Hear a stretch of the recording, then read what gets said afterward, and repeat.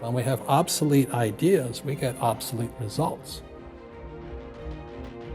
And any entrepreneur thinks, I'm just going to make money, I'm going to start a business and make a lot of money, because what we talk about, they really have got to smell the roses, man. That's not what the real entrepreneurs are doing.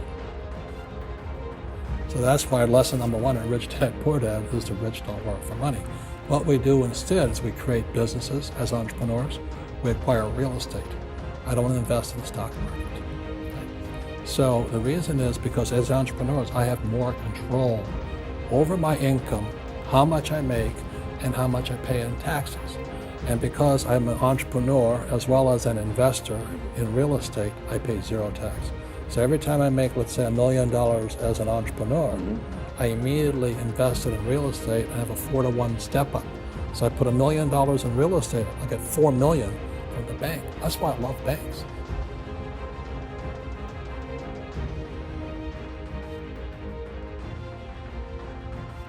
Most entrepreneurs, there's 28 million small business owners in America.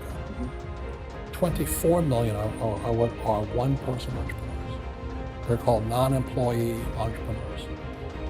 So and that's what happens is when people don't really understand what an entrepreneur does. So most big people are self-employed, but they're not really entrepreneurs.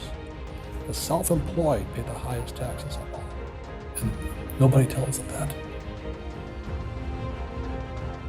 So what's happening for most people, the idea of going to school, getting a job, working hard, saving money, getting out of debt, buying your house because it's an asset, investing for the long term, is obsolete.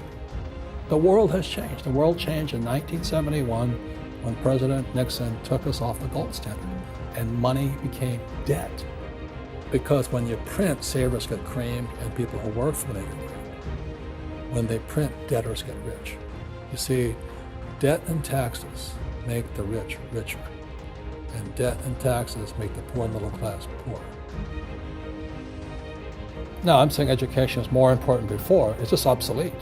There's Moore's Law which states information doubles every 18 months. In other words, everything's obsolete 18 months. So, and this is just a recent phenomenon. So when you come out of school, you're already obsolete.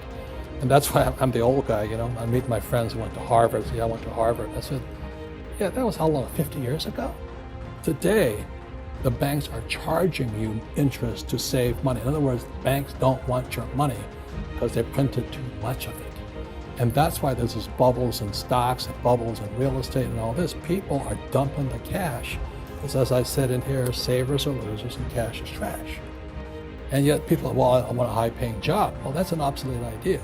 Get out of debt is an obsolete idea. You should learn how to get into debt, how to use debt to get rich, and they'll never teach you about taxes. The reason the 1% is way up here and the 99% are going this way is because when you print money, two things happen: inflation and taxes. It's going to crush you. Yeah, it's also called the entrepreneurial spirit. But what we were actually talking about was there's no such thing as a bad economy. There's the external, you and I, we all have an external economy, but we also have an internal economy. And the willpower is to change our internal economy. So for me, I can see the good and I can see the bad. I don't really give a damn because I'm going to be rich anyway. But a poor person with a poor personal economy, all they're going to see is a bad economy because they don't know how to make money in any economy. And a middle-class person, they have a middle-class economy. What they want is a nice house, a steady paycheck, and the job, and the car. And so when you take their job away, to them, that's disaster. Well, since an entrepreneur doesn't have a job anyway, it's no big deal. So all I'm saying to people, and it's what Bucky Fuller taught me, there's always two sides, you know what I mean? To use plural, at minimum two. So if you think the economy is bad, it's because your economy is bad. If you think that steady, employment is important, then you'll see an economy without jobs. Your economy versus the external economy, an internal focus versus an external focus. So the real entrepreneur has an internal focus.